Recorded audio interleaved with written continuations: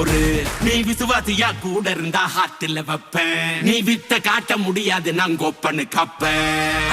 இவனாம் ஜெகதம் எருமிகளாங்கான சீரும் சிறப்பா முடியும் சம்பவ சீனு.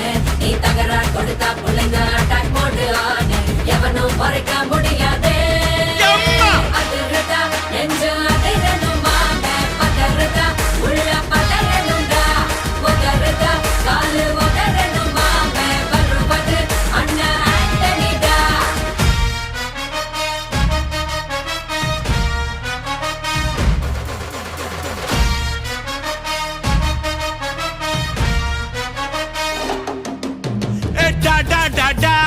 Antonida, Antonida.